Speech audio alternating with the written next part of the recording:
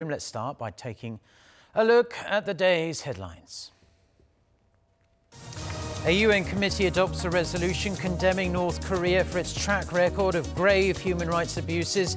It also calls for those responsible to be held legally accountable. President Moon Jae-in is due to depart Singapore for Papua New Guinea to attend this year's APEC Summit. He will hold talks with his Chinese counterpart Xi Jinping on Saturday.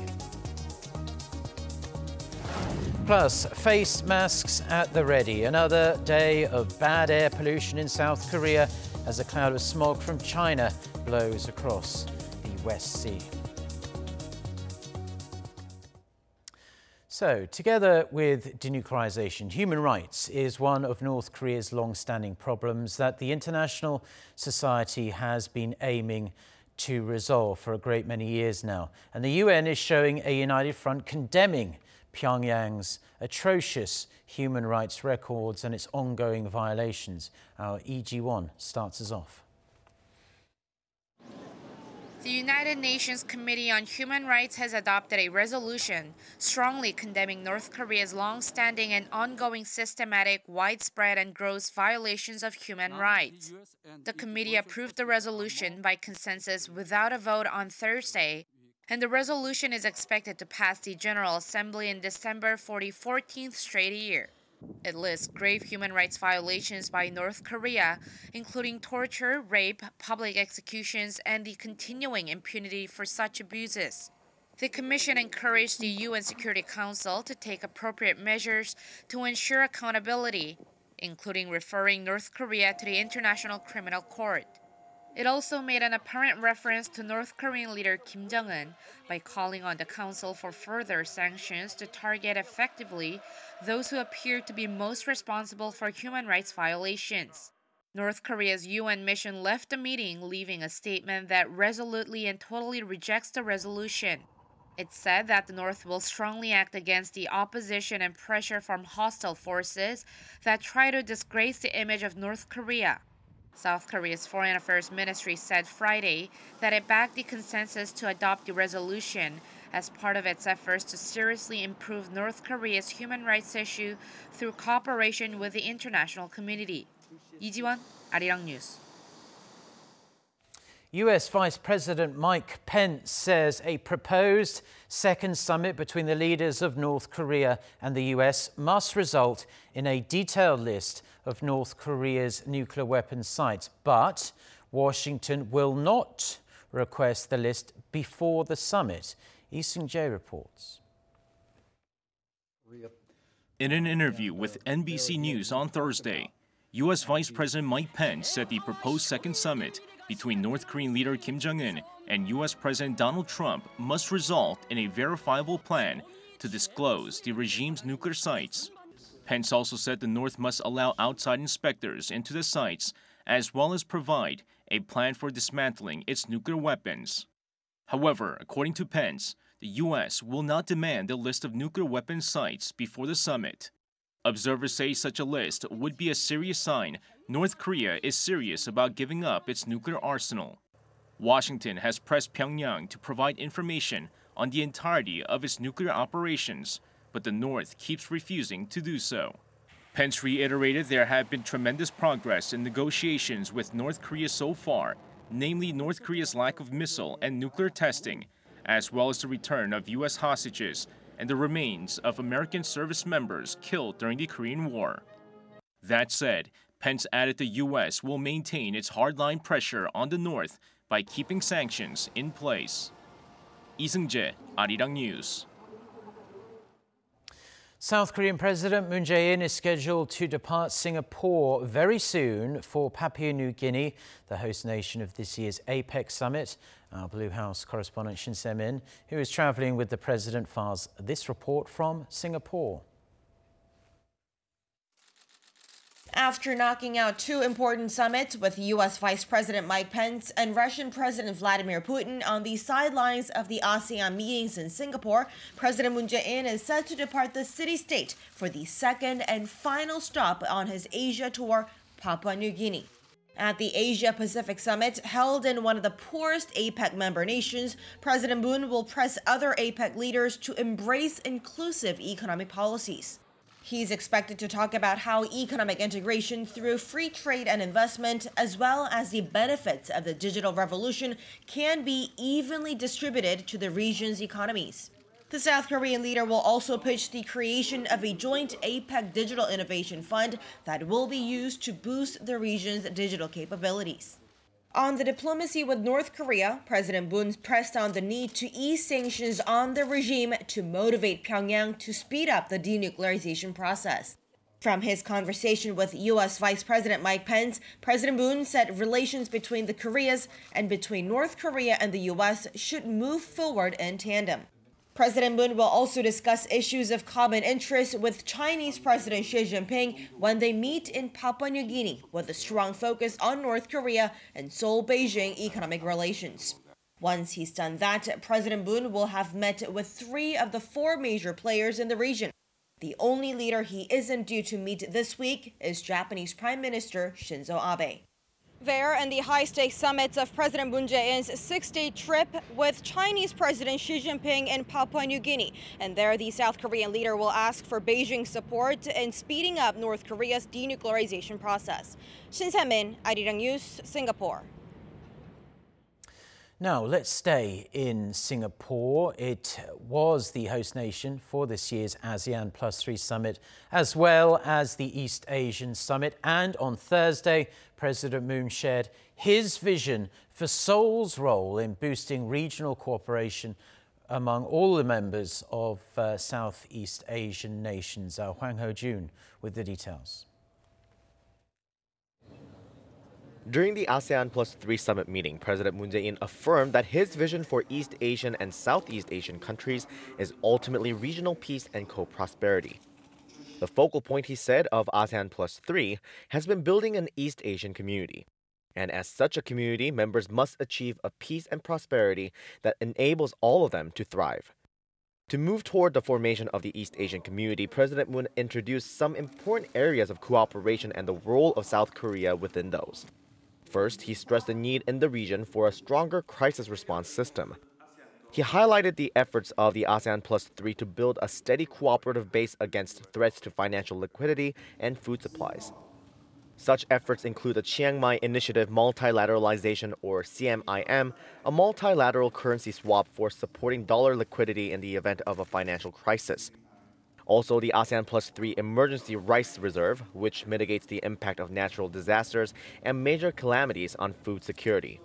He then stressed the significance of innovation and coming up with a unified logistical system for cooperation among the countries in areas such as transportation, energy, and ICT. President Moon also underscored the importance of cultivating human talent through cross-border education, and he insisted that countries must work together to improve the quality of life for all members of the ASEAN community. During the East Asia Summit as well, which followed the ASEAN +3 summit, President Moon further emphasized the need for cooperation on the global stage in fighting the threats of terrorism, violent extremism, natural disasters, and trade protectionism. He said South Korea will lead the way to a, quote, people-centered East Asia that is both peaceful and prosperous. Hwang Ho-jun, Arirang News. Delegations from the 2 Koreas are meeting at the Joint Liaison Office north of the border on this Friday to discuss possible cooperation in the aviation sector. The Unification Ministry here in Seoul says the North suggested the meeting and the South Korean government accepted it. They're both sending 5-member delegations, Seoul's delegation led by a senior official from the Transport Ministry and the North's by the Deputy Director General of the regime's Aviation Administration. The agenda of the meeting has not really been specified, though. Instead, the 2 sides will broadly discuss issues of mutual interest. Watchers believe the delegations could potentially discuss opening a direct air route between the 2 Koreas or renovating old airports in the north. North Korean leader Kim Jong-un has expressed his gratitude to President Jaein for the 200 tons of Jeju tangerines sent to the north this week. Pyongyang's state-run media, Korean Central News Agency, described the tangerines as a significant gift by President Moon that's linked to the warm hearts of South Koreans. According to the report, Kim ordered the tangerines to be delivered to students and workers in Pyongyang. South Korea sent 200 tons of the tangerines to North Korea by military transport aircraft in return for the gift of 2 tons of pine mushrooms Pyongyang sent to Seoul after the Inter-Korean Summit in September. The two Koreas are busy at the border, removing guard posts on their respective sides of the demilitarized zone, the DMZ, in a gesture of peace. The South and North are dismantling 10 each of the so-called GPs. On Thursday, the South Korean government showed the nation the demolition of one of the posts. Park Ji-won reports. South Korea's Ministry of National Defense allowed the presence of media teams to the scene of the demolition of one guard post in the demilitarized zone Thursday. The demolished GP was built in 1968 at the central front of the demilitarized zone in Cheolwon County in Gangwon-do Province. It is one of South Korea's 10 guard posts located within 1 kilometer south from the military demarcation line and that was selected to be completely removed by the end of this month. Earlier this week, when the South Korean army began work to remove the 10 GPs, the Defense Ministry said it will refrain from using explosives as much as possible to avoid inflicting any damage to the natural environment of the DMZ. However, the ministry said the TNT had to be employed in demolishing Thursday's GP due to the particular geography of the region. While the upper part of the GP was removed with explosives, the rest of its structure was removed by heavy equipment vehicles like excavators. The pre-selected posts, 10 on each Korea, are all scheduled to be taken down by the end of November, while each side will keep one guard post located near the AC to be preserved for their historic value. Once the removal of the GPs is done on each side of the DMZ, the two Koreas are planning to conduct joint inspections on the demolitions sometime next month. Park Ji-won, Arirang News. The remains of Korean independence activists who fought overseas to liberate the nation from Japan's imperial rule in the early to mid-20th century have been returned to home soil. Prime Minister Lee Na-kyun welcomed them home on Thursday and used the opportunity to call on Seoul and Pyongyang to work together to form a unified Korea. Cha Sang-mi with the details. South Korean Prime Minister Lee Na-kyun went to Incheon International Airport on Thursday to receive the remains of 2 Korean independence fighters who led movements abroad against Japanese colonial rule. In a ceremony at the airport, the Prime Minister expressed gratitude and respect for those who sacrificed their lives for Korea's liberation. He said the government will continue to cherish and follow what those patriots fought for. Both Koreas should start with what they can do together. The independence fighters certainly did not dream of a nation divided. We should take each step forward to build a nation that's independent and intact. The Prime Minister said the government will do its best to make the day come sooner when the Korean peninsula achieves lasting peace and mutual prosperity. He added that the two Koreas promised at the Pyongyang Summit to celebrate the 100th anniversary next year of the March 1st movement, a landmark act of resistance of Japan's colonial rule in the first half of the last century. The Ministry of Patriots and Veterans Affairs said the remains returned on Thursday were those of independence fighters Min Chun-gi and Kim San-hae. Min, who died May this year, was born in Cheongso, Gyeongsangbuk-do Province, but lived almost his whole life in Japan, where he was part of independence demonstrations in Osaka. He was arrested in 1942 and was imprisoned for 3 years. Kim was born in Puryong, Hamgyeongbuk-do Province, now part of North Korea. He was captured in Yanji, China, by the Japanese for his resistance activities and spent 2 years in prison. Almost 50 years ago, when Kim was 70, he died and was buried in China. They will be reinterred in national cemeteries in Daejeon and Seoul, respectively. The PM said the remains of 136 fighters have been returned so far, But there are still nearly 400 that haven't been brought back, and he pledged to do his utmost for their return. 차상미, Arirang News.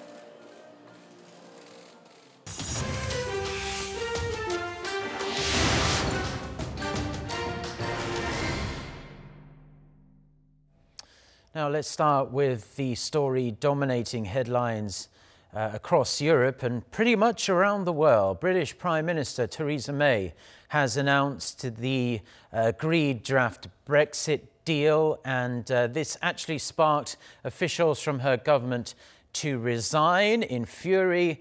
And just a few hours ago, in fact, the UK PM gave a televised press conference to try and explain why she reached this deal. For more on this and other news from around the world, let's turn to our Kim Hae-sung, who's sitting in for Noah Ram today. So Hae-sung, tell us about what Mrs. May, a leader that everyone agrees is under an enormous amount of pressure, had to say during this conference.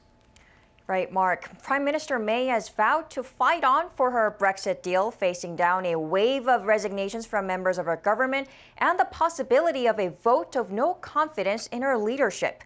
At a news conference at 10 Downing Street Thursday, May said she believed with every fiber of her being in the Brexit course, saying it was in the national interest, and made clear she had no intention of stepping aside. Her statement follows a string of resignations, including the Brexit secretary, and talk of a no-confidence vote from Conservative Tory MPs in opposition to her draft Brexit agreement and details on the Irish border issue.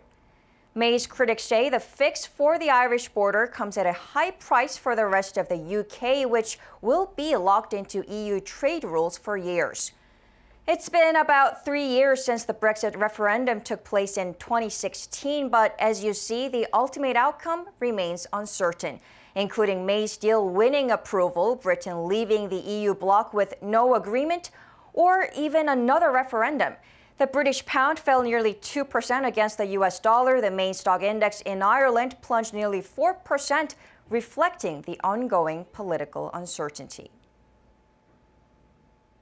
The United States has imposed sanctions on 17 Saudi officials for their alleged role in the killing of journalist Jamal Khashoggi at the Saudi consulate in Istanbul.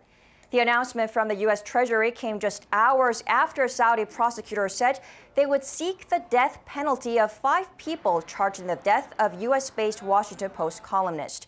The sanctioned individuals include Saad al-Qahtani, a senior advisor to Crown Prince Mohammed bin Salman, before King Salman removed him after the killing.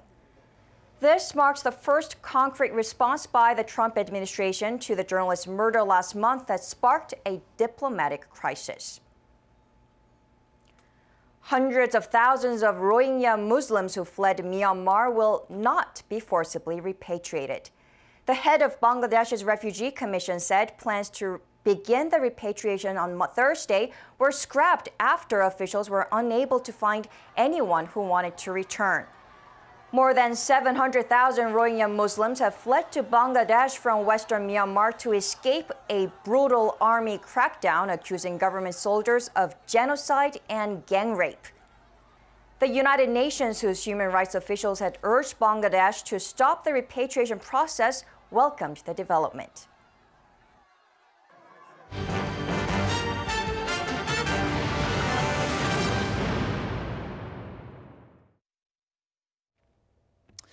Now, as you can see behind me, for those of you watching us in Korea, unfortunately, it is yet another day where it's advisable, at least, to wear a face mask because of the pollution in the air. The country is forecast to be smothered, and already is pretty much, in a thick blanket of smog from China all throughout this Friday. With Beijing under yet another smog alert, a change in wind direction is forecast to blow it over here. Health experts say the smog will be a health concern for those exposed to it, as it contains not only ultrafine dust, but fine dust as well. Children and the elderly are advised to stay indoors, but if they have to go outside, it's best to wear one of those face masks.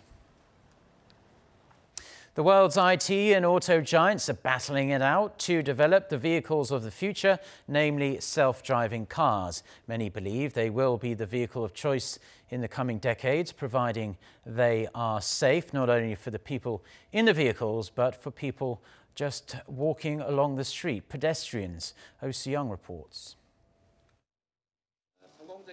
Can Korea bring its automated car technology up to speed?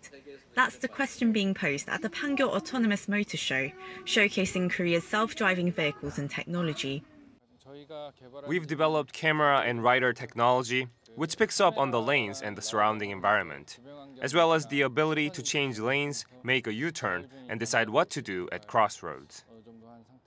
Despite Korea's advanced IT and infrastructure making the country a good testbed for self-driving technology, certain restrictions have prevented the industry from taking off at full speed. While the government aims to commercialize Level 2 self-driving functions by the year 2020, European firms have already launched Level 3 cars that can partially steer themselves. In the US, some firms have already been testing fully autonomous vehicles with no driver behind the wheel. Industry watchers say action is needed to ensure Korea does not fall further behind. In other countries, they're setting up a new industrial landscape for services based on self-driving cars. In Korea, we don't even have vehicles that can achieve such functions yet. Also, governments in such countries actively support developers despite small accidents and issues. Countries like Germany and the US allow autonomous vehicles to test drive on public roads. However, in Korea, they can only be tested in select areas with a permit issued by the Transport Ministry, and only if a driver is on board. Also, there are safety and regulatory issues that haven't yet been resolved. Currently, there's no clear standard on who takes the blame when there's an accident. There's no black box optimized for automated cars right now. Such a system requires data picked up by numerous sensors. That would have to be recorded, analyzed, and investigated by somebody. Developers say they face complicated legal procedures to get approval for new technologies, and they need more support for the industry to advance. Oh Seouls, Arirang News. Now it's that time of the year again. The largest global gaming convention in South Korea is underway in the southeastern city of Busan. The event provides a glimpse of the future by showcasing the latest developments in the thriving industry. So Bobin takes us to GStar 2018. The GStar 2018 gaming convention opened in Busan on Thursday, the 10th year it has been held in the city. Under the slogan, "Let games be stars," the event gives gamers and game developers an invaluable opportunity to experience global trends such as mobile games and VR, and gives developers a venue to launch new games. With more than 2,800 game booths and with over 600 game companies taking part, this year's event is the largest in its 14-year history. I came here to enjoy the show, and this is my first time wearing a costume, but it's really fun. I now understand why people enjoy cosplay.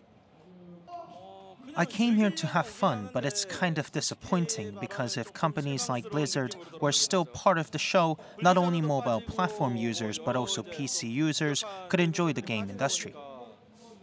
Nexon, one of the leading game companies in Korea, is grabbing attention at GStar 2018 by showing 18 new games expected to be released next year. And global game company APEC Games is one of the main sponsors of this year's event, increasing the global awareness of GStar 2018. APEC Games also showcased its hugely successful game, Fortnite, to local gamers in Korea. I thought it was a really difficult game at first, but after experiencing here, it seems like an easy game once you get used to it. The game itself is cute, so it seems fun and easy for girls to enjoy as well. The GStar 2018 Global Gaming Exhibition runs for 4 days until Sunday at the Busan Mexico Convention Center, giving gaming businesses plenty of networking opportunities and allowing the rest of us to discover the latest gaming trends. 서보빈, Arirang News, Busan.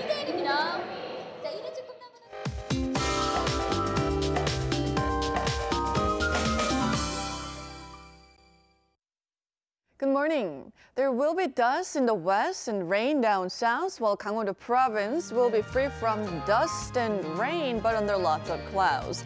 And those of us in the most parts will need to avoid being outdoors. As Mark said, toxic smell from China will add to the dustier conditions. So about the rain, some southern regions in Jeju Island have been seeing light showers since early this morning, and 5 to 10 millimeters of precipitation is expected until the afternoon. The rest of the country will be under cloudy skies. And temperature-wise, we'll notice much colder air blowing in starting this afternoon, and most regions will see highs that are 2 to 5 degrees lower than yesterday. So starting tomorrow, lows will plunge to the lower single digits. It is time to take out your winter jackets. And it is also about the time of year kimjang, or kimchi making season here in Korea. Colder northern regions will make kimchi as early as this weekend, and soon enough, regions across the country will have their kimjang as well. That's Korea for you, and here's international weather for views around the world.